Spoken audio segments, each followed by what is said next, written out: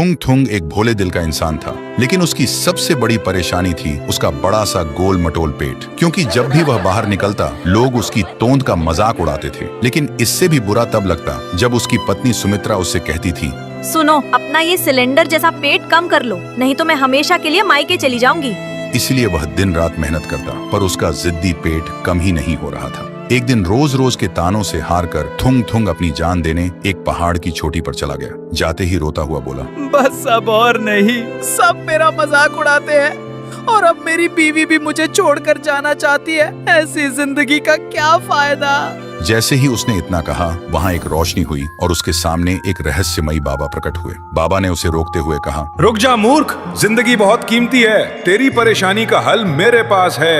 यह कहकर बाबा ने अपने झोले से एक सोने का मेंढक निकाला और थुंग थुंग को देकर कहा, ये कोई आम मेंढक नहीं है बच्चा, इससे जो भी मांगेगा मिल जाएगा, पर कभी लालच मत करना। इतना कहते ही बाबा चले गए और थुंग थुंग हैरान रह गया। फिर वह मेंढक को घूरते हुए बोला, मेंढक जी, मेरा पेट कम कर दो।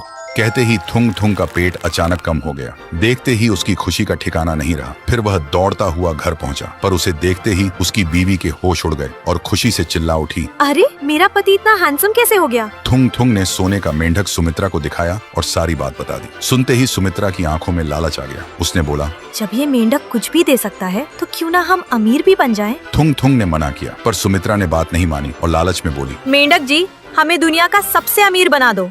हमारे घर के हर कोने में बस सोना ही सोना हो। लेकिन इस बार कुछ भी चमत्कार नहीं हुआ। सुमित्रा को लगा थुंग थुंग ने उसे बेवकूफ बनाया है, इसलिए गुस्से में रसोई की तरफ चली गई। लेकिन जैसे ही उसने पानी के गिलास को छुआ, वह ठोस सोने का बन गया। यह देखते ही सुमित्रा की आंखें चमक उठी। फिर उसने रोटी को छुआ, वह भी सोने की बन गई। सुमित्रा खुशी से झूम उठी। उसे लगने लगा कि अब वह सोने की देवी बन चुकी है। लेकिन उस दिन के बाद से थुंग थुंग की जिंदगी नरक बन गई। अब घर का सारा काम उसे ही करना पड़ता था। ऊपर से बीवी को भी अपने हाथों से खाना खिलाना पड़ता था और सुमित्रा बस महारानी बनकर आराम से लेटी रहती। फिर एक दिन थक हार कर थुंग थुंग सुमित्रा को खाना खिला रहा था। तभी अचानक वहाँ एक बड़ा सा चूहा आ गया। चूहे को देखते ही सुमित्रा जोर से चीखने लगी और घबराहट में थुंग थुंग को पकड़ लिया। लेकिन जैसे ही उसने थुंग थुंग को छुआ, थुंग थुंग भी एक ठोस सोने की मूर्ति में बदल गया। ये देखते ही सुमित्रा के होश उड़ गए। फिर वह मूर्ति से लिपटकर जोर जोर से रोने लगी। मुझे माफ कर दो मेंढक जी, मुझे ऐसी अमीरी नहीं चाहिए।